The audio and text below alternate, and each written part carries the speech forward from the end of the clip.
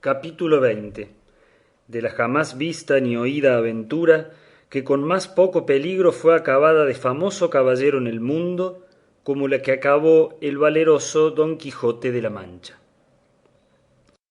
No es posible, señor mío, sino que estas yerbas dan testimonio de que por aquí cerca debe de estar alguna fuente o arroyo que estas yerbas humedece. Y así será bien que vamos un poco más adelante, que ya toparemos donde podamos mitigar esta terrible sed que nos fatiga, que sin duda causa mayor pena que la hambre.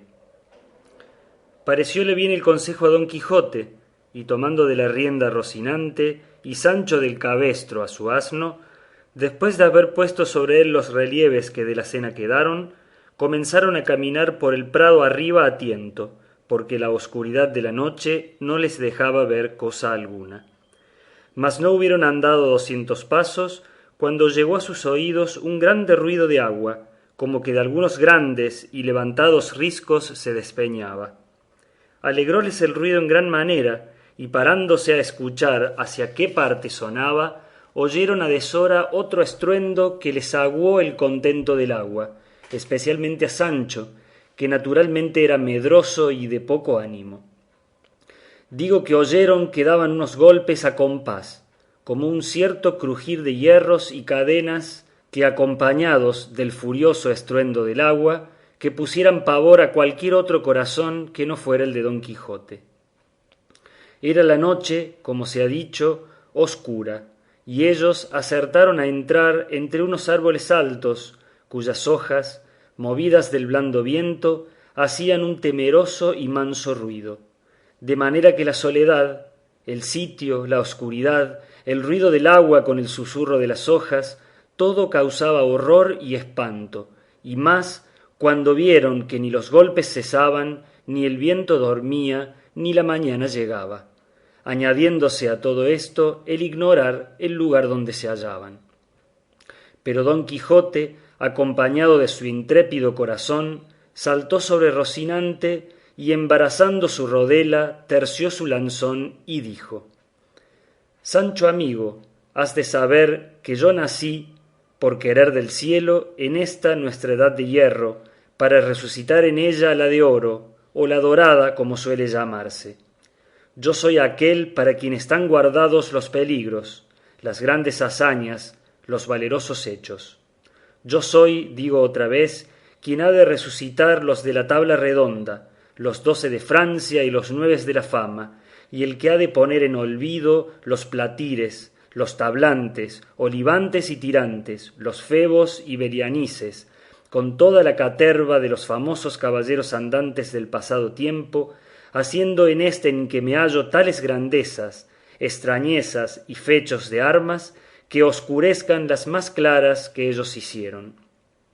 Bien notas, escudero fiel y legal, las tinieblas de esta noche, su extraño silencio, el sordo y confuso estruendo de estos árboles, el temeroso ruido de aquella agua en cuya busca venimos, que parece que se despeña y derrumba desde los altos montes de la luna, y aquel incesable golpear que nos hiere y lastima los oídos. Las cuales cosas, todas juntas y cada una por sí, son bastantes a infundir miedo, temor y espanto en el pecho del mesmo Marte, cuanto más en aquel que no está acostumbrado a semejantes acontecimientos y aventuras. Pues todo esto que yo te pinto son incentivos y despertadores de mi ánimo, que ya hace que el corazón me reviente en el pecho con el deseo que tiene de acometer esta aventura, por más dificultosa que se muestra. Así que aprieta un poco las cinchas a Rocinante y quédate a Dios, y espérame aquí hasta 3 días, no más, en los cuales, si no volviere, puedes tú volverte a nuestra aldea, y desde allí, por hacerme merced y buena obra, irás al Toboso, donde dirás a la incomparable señora mía Dulcinea que su cautivo caballero murió por acometer cosas que le hiciesen digno de poder llamarse suyo. Cuando Sancho oyó las palabras de su amo, comenzó a llorar con la mayor ternura del mundo y a decirle: Señor, yo no sé por qué quiere vuestra merced acometer esta tan temerosa aventura, Ahora es de noche, aquí no nos ve nadie, bien podemos torcer el camino y desviarnos del peligro, aunque no bebamos en 3 días. Y pues no hay quien nos vea, menos habrá quien nos note de cobardes. Cuanto más que yo he oído predicar al cura de nuestro lugar, que vuestra merced bien conoce, que quien busca el peligro perece en él. Así que no es bien tentar a Dios acometiendo tan desaforado hecho, donde no se puede escapar sino por milagro. Y basta los que ha hecho el cielo con vuestra merced en librarle de ser manteado, como lo fui yo, y en sacarle vencedor, libre y salvo de entre tantos enemigos como acompañaban al difunto. Y cuando todo esto no mueva ni ablande ese duro corazón, muévale el pensar y creer que apenas se habrá vuestra merced apartado de aquí, cuando yo, de miedo, dé mi ánima a quien quisiere llevarla. Yo salí de mi tierra y dejé hijos y mujer por venir a servir a vuestra merced, creyendo valer más y no menos. Pero como la codicia rompe el saco, a mí me ha rasgado mis esperanzas, pues cuando más vivas las tenía de alcanzar aquella negra y malhadada ínsula que tantas veces vuestra merced me ha prometido, veo que, en pago y trueco della, me quiere ahora dejar en un lugar tan apartado del trato humano. Por un solo Dios, señor mío, que non se me faga tal desaguisado. Y ya que del todo no quiera vuestra merced desistir de acometer este fecho, dilátelo, a lo menos, hasta la mañana, que a lo que a mí me muestra la ciencia que aprendí cuando era pastor, no debe de haber desde aquí al alba 3 horas, porque la boca de la bocina está encima de la cabeza y hace la medianoche en la línea del brazo izquierdo. ¿Cómo puedes tú, Sancho, dijo don Quijote, ver dónde hace esa línea, ni dónde está esa boca o ese colodrillo que dices, si hace la noche tan oscura que no parece en todo el cielo estrella alguna?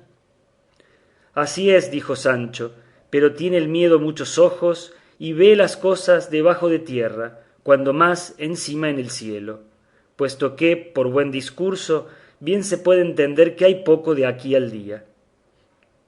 Falte lo que faltare, respondió don Quijote, que no se ha de decir por mí, ahora ni en ningún tiempo, que lágrimas y ruegos me apartaron de hacer lo que debía a estilo de caballero. Y así te ruego, Sancho, que calles, que Dios, que ha puesto en corazón de acometer ahora esta tan no vista y tan temerosa aventura, tendrá cuidado de mirar por mi salud y de consolar tu tristeza. Lo que has de hacer es apretar bien las cinchas a Rocinante y quedarte aquí, que yo daré la vuelta presto, o vivo o muerto. Viendo pues Sancho la última resolución de su amo, y cuán poco valían con él sus lágrimas, consejos y ruegos, determinó de aprovecharse de su industria y hacerla esperar hasta el día si pudiese. Y así, cuando apretaba las cinchas al caballo, bonitamente y sin ser sentido, ató con el cabestro de su asno ambos pies a Rocinante, de manera que cuando don Quijote quiso partir, no pudo, porque el caballo no se podía mover sino a saltos. Viendo Sancho Panza el buen suceso de su embuste, dijo: Ea, señor, que el cielo, conmovido de mis lágrimas y plegarias, ha ordenado que no se pueda mover Rocinante. Y si vos queréis porfiar y espolear y darle, será enojar a la fortuna y dar coces, como dicen, contra el aguijón. Desesperábase con esto don Quijote, y por más que ponía las piernas al caballo, menos le podía mover. Y sin caer en la cuenta de la ligadura, tuvo por bien de sosegarse y esperar, o a que amaneciese, o a que Rocinante se menease, creyendo sin duda que aquello venía de otra parte que de la industria de Sancho, y así le dijo: Pues así es, Sancho, que Rocinante no puede moverse. Yo soy contento de esperar a que ríe el alba, aunque yo llore lo que ella tardare en venir. No hay que llorar, respondió Sancho, que yo entretendré a vuestra merced contando cuentos desde aquí al día, si ya no es que se quiere apear y echarse a dormir un poco sobre la verde yerba, a uso de caballeros andantes, para hallarse más descansado cuando llegue el día y punto de acometer esta tan desemejable aventura que le espera. ¿A qué llamas apear o a qué dormir? Dijo don Quijote. ¿Soy yo, por ventura, de aquellos caballeros que toman reposo en los peligros? Duerme tú, que naciste para dormir, o haz lo que quisieres, que yo haré lo que viere que más viene con mi pretensión. No se enoje vuestra merced, señor mío, respondió Sancho, que no lo dije por tanto. Y llegándose a él, puso la una mano en el arzón delantero y la otra en el otro, de modo que quedó abrazado con el muslo izquierdo de su amo, sin osarse apartar de él un dedo, tal era el miedo que tenía a los golpes, que todavía alternativamente sonaban. Díjole don Quijote que contase algún cuento para entretenerle, como se lo había prometido, a lo que Sancho dijo que sí hiciera si le dejara el temor de lo que oía. Pero con todo eso, yo me esforzaré a decir una historia que, si la acierto a contar y no me van a la mano, es la mejor de las historias, y estéme vuestra merced atento que ya comienzo. Érase que se era, el bien que viniere para todos sea, y el mal para quien lo fuere a buscar, y advierta vuestra merced, señor mío, que el principio que los antiguos dieron a sus consejas no fue así como quiera, como fue una sentencia de Catón Sonsorino, romano, que dice: y el mal para quien le fuere a buscar, que viene aquí como anillo al dedo, para que vuestra merced se esté quedo y no vaya a buscar el mal a ninguna parte, sino que nos volvamos por otro camino, pues nadie nos fuerza a que sigamos éste, donde tantos miedos nos sobresaltan. Sigue tu cuento, Sancho, dijo don Quijote, y del camino que hemos de seguir déjame a mí el cuidado. Digo pues, prosiguió Sancho, que en un lugar de Estremadura había un pastor cabrerizo, quiero decir que guardaba cabras, el cual pastor o cabrerizo, como digo, de mi cuento, se llamaba Lope Ruiz. Y este Lope Ruiz andaba enamorado de una pastora que se llamaba Torralba, la cual pastora, llamada Torralba, era hija de un ganadero rico, y este ganadero rico...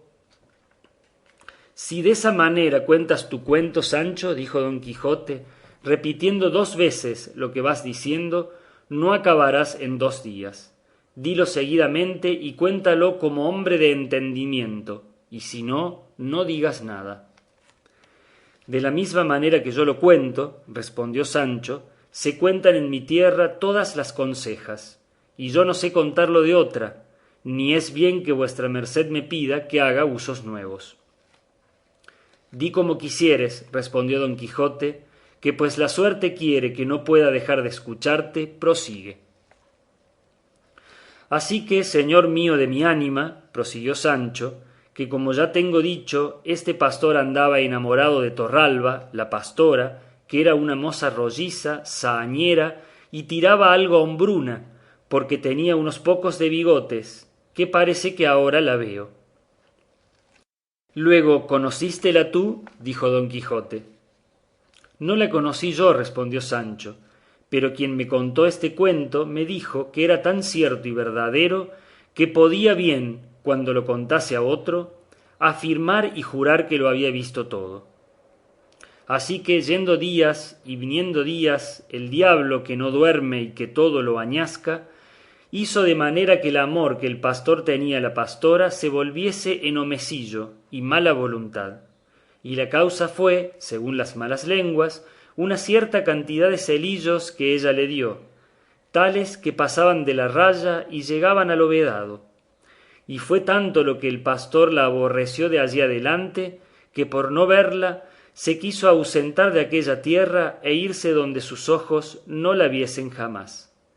La Torralba, que se vio desdeñada del Lope, luego le quiso bien, más que nunca le había querido.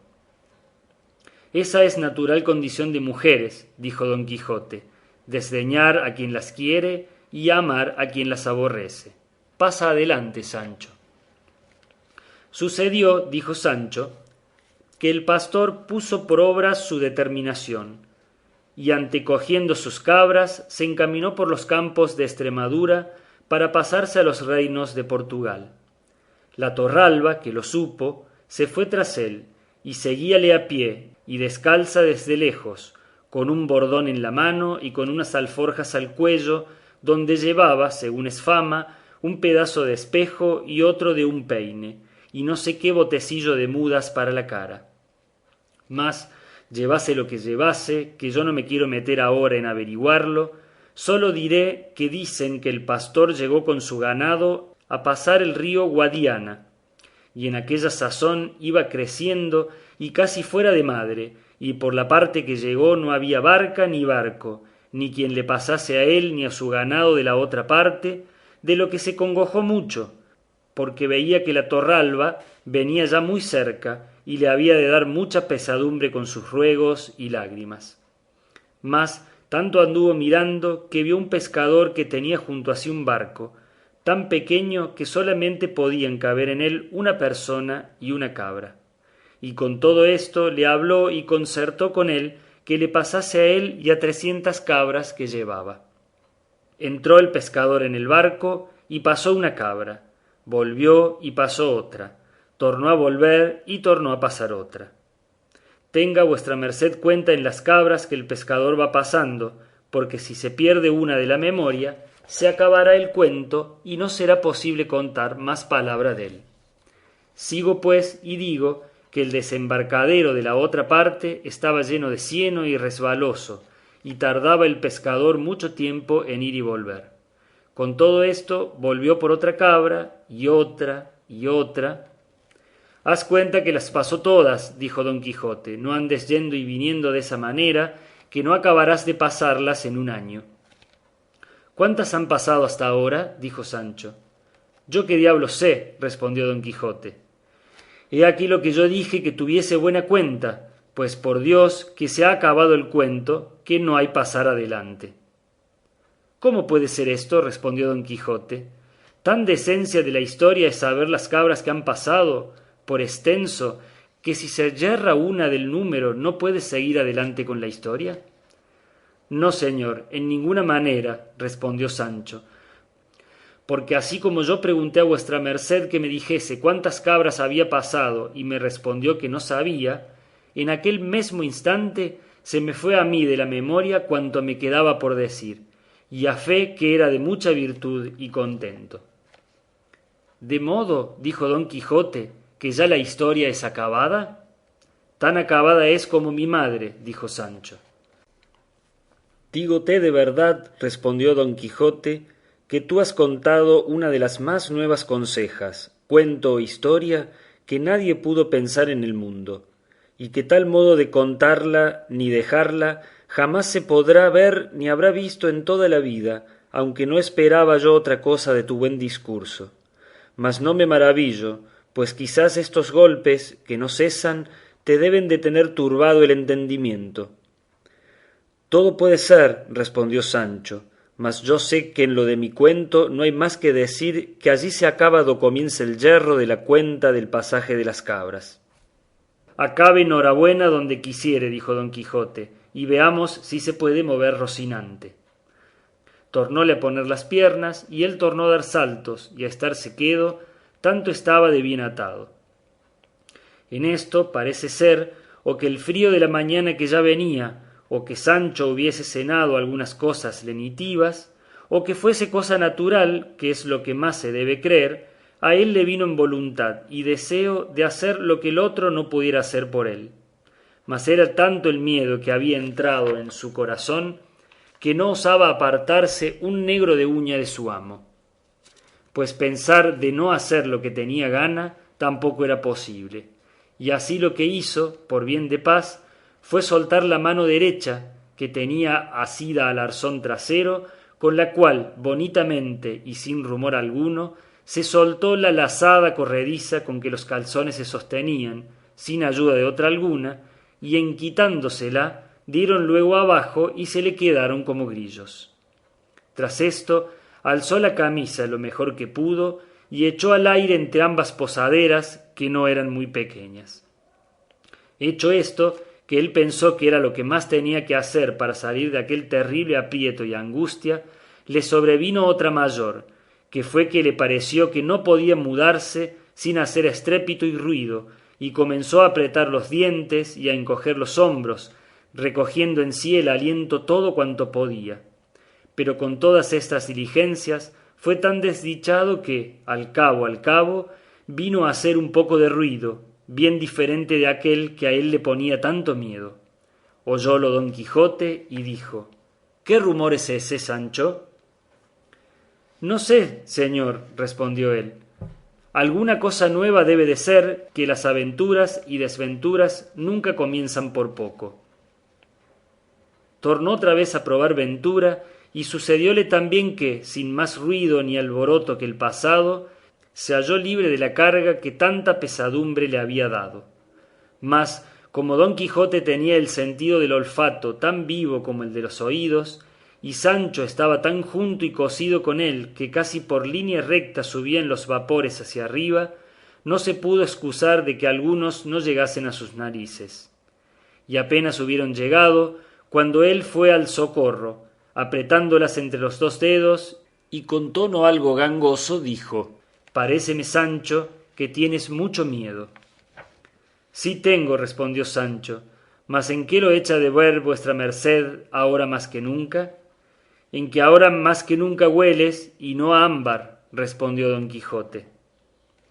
Bien podrá ser, dijo Sancho, mas yo no tengo la culpa, sino vuestra merced, que me trae a deshoras y por estos no acostumbrados pasos. Retírate 3 o 4 allá, amigo, dijo don Quijote, todo esto sin quitarse los dedos de las narices, y desde aquí adelante ten más cuenta con tu persona y con lo que debes a la mía, que la mucha conversación que tengo contigo ha engendrado este menosprecio.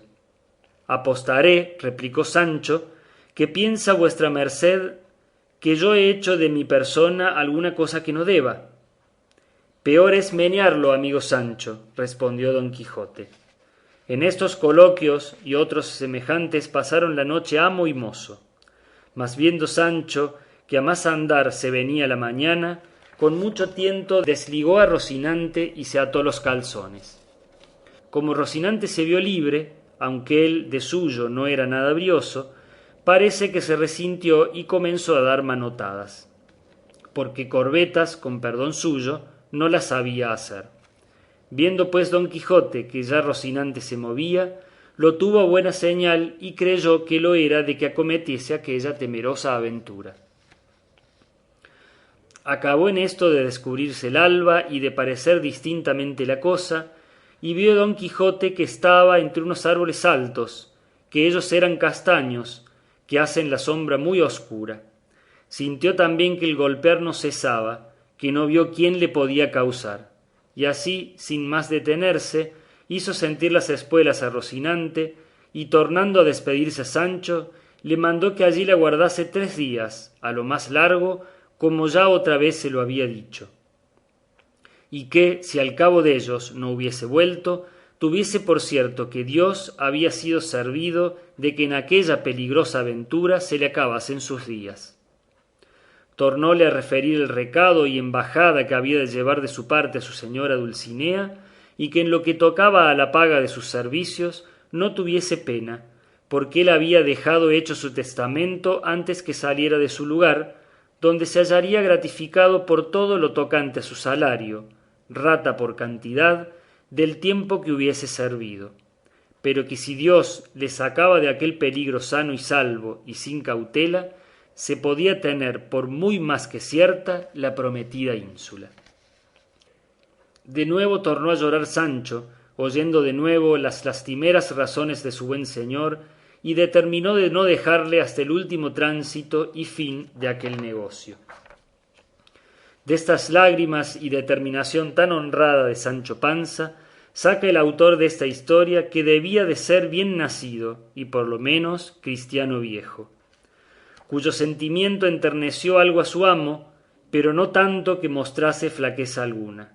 Antes, disimulando lo mejor que pudo, comenzó a caminar hacia la parte por donde le pareció que el ruido del agua y del golpear venía.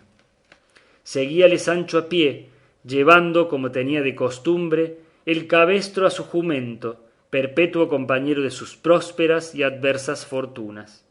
Y habiendo andado una buena pieza por entre aquellos castaños y árboles sombríos, dieron en un pradecillo que al pie de unas altas peñas se hacía, de las cuales se precipitaba un grandísimo golpe de agua. Al pie de las peñas estaban unas casas mal hechas, que más parecían ruinas de edificios que casas, de entre las cuales advirtieron que salía el ruido y estruendo de aquel golpear que aún no cesaba. Alborotóse Rocinante con el estruendo del agua y de los golpes, y sosegándole don Quijote, se fue llegando poco a poco a las casas, encomendándose de todo corazón a su señora, suplicándole que en aquella temerosa jornada y empresa le favoreciese, y de camino se encomendaba también a Dios que no le olvidase. No se le quitaba Sancho del lado, el cual alargaba cuanto podía el cuello y la vista por entre las piernas de Rocinante, por ver si vería ya lo que tan supuesto y medroso le tenía. Otros 100 pasos serían los que anduvieron, cuando al doblar de una punta pareció descubierta y patente la misma causa, sin que pudiese ser otra, de aquel horrísono y para ellos espantable ruido que tan suspensos y medrosos toda la noche los había tenido.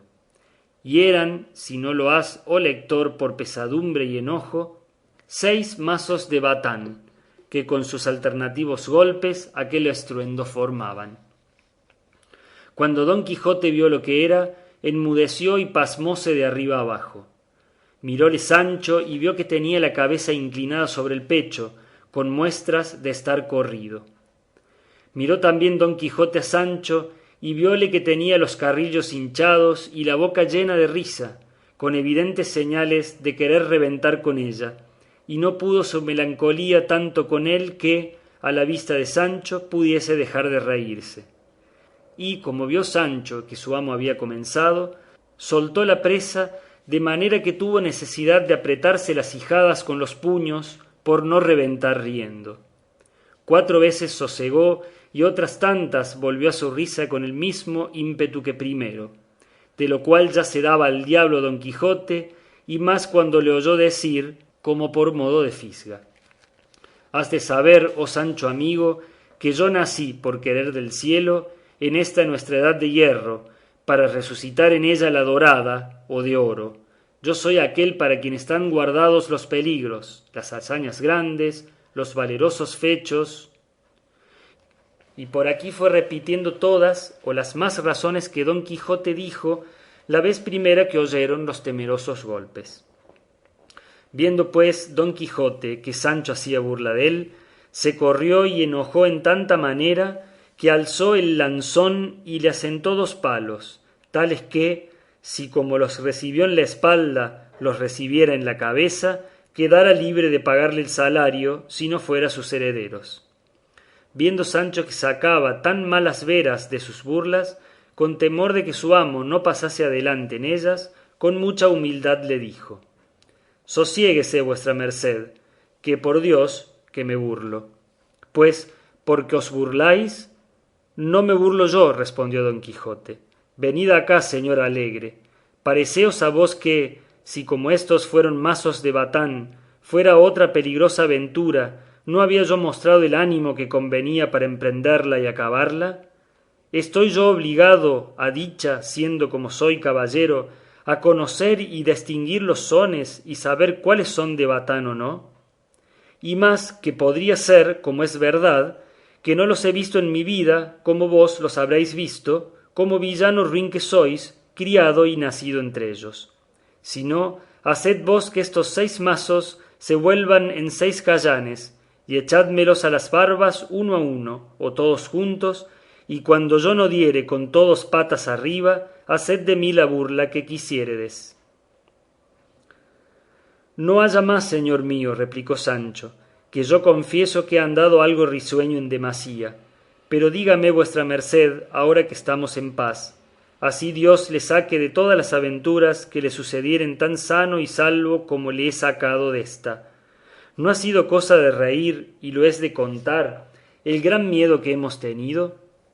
A lo menos el que yo tuve, que de vuestra merced yo ya sé que no le conoce, ni sabe que es temor ni espanto. No niego yo, respondió don Quijote, que lo que nos ha sucedido no sea cosa digna de risa, pero no es digna de contarse, que no son todas las personas tan discretas que sepan poner en su punto las cosas. A lo menos, respondió Sancho, supo vuestra merced poner en su punto el lanzón, apuntándome a la cabeza y dándome en las espaldas, gracias a Dios y a la diligencia que puse en ladearme. Pero vaya, que todo saldrá en la colada, que yo he oído decir, ese te quiere bien que te hace llorar. Y más que suelen los principales señores, tras una mala palabra que dicen a un criado, darle luego unas calzas, aunque no sé lo que le suelen dar tras haberle dado de palos, y si ya no es que los caballeros andantes dan tras palos ínsulas o reinos en tierra firme. Tal podría correr el dado, dijo don Quijote, que todo lo que dices viniese a ser verdad. Y perdona lo pasado, pues eres discreto y sabes que los primeros movimientos no son en mano del hombre, y está advertido de aquí en adelante en una cosa, para que te abstengas y reportes en el hablar demasiado conmigo. Que en cuantos libros de caballerías he leído, que son infinitos, jamás he hallado que ningún escudero hablase tanto con su señor como tú con el tuyo. Y en verdad que lo que tengo a gran falta, tuya y mía tuya, en que me estimas en poco, mía en que no me dejo estimar en más. Sí, que Gandalín, escudero de Amadís de Gaula, conde fue de la ínsula firme, y se lee dél que siempre hablaba a su señor con la gorra en la mano, inclinada la cabeza y doblado el cuerpo more turquesco. Pues, ¿qué diremos de Gazabal, escudero de don Galaor, que fue tan callado que, para declararnos la excelencia de su maravilloso silencio, sola una vez se nombra su nombre en toda aquella tan grande como verdadera historia? De todo lo que he dicho has de inferir, Sancho, que es menester hacer diferencia de amo a mozo, de señor a criado y de caballero a escudero. Así que, desde hoy en adelante, nos hemos de tratar con más respeto, sin darnos cordelejo, porque de cualquier manera que yo me enoje con vos, has de ser mal para el cántaro. Las mercedes y beneficios que yo os he prometido llegarán a su tiempo, y si no llegaren, el salario, a lo menos, no se ha de perder, como ya os he dicho. Está bien cuanto vuestra merced dice, dijo Sancho, pero querría yo saber, por si acaso no llegase el tiempo de las mercedes y fuese necesario acudir al de los salarios, cuánto ganaba un escudero de un caballero andante en aquellos tiempos, y si se concertaban por meses o por días como peones de albañil. No creo yo, respondió don Quijote, que jamás los tales escuderos estuvieron a salario, sino a merced. Y si yo ahora te le he señalado a ti en el testamento cerrado que dejé en mi casa, fue por lo que podía suceder, que aún no sé cómo prueba en estos tan calamitosos tiempos nuestros la caballería, y no querría que por pocas cosas penase mi ánima en el otro mundo. Porque quiero que sepas, Sancho, que en él no hay estado más peligroso que el de los aventureros. Así es verdad, dijo Sancho, pues sólo el ruido de los mazos de un batán pudo alborotar y desasosegar el corazón de un tan valeroso andante aventurero como es vuestra merced. Mas bien puede estar seguro que, de aquí en adelante, no despliegue mis labios para hacer el donaire de las cosas de vuestra merced, si no fuere para honrarle como a mi amo y señor natural. De esa manera, respondió don Quijote, vivirás sobre la haz de la tierra, porque después de a los padres, a los amos se ha de respetar como si lo fuesen. Fin del capítulo 20.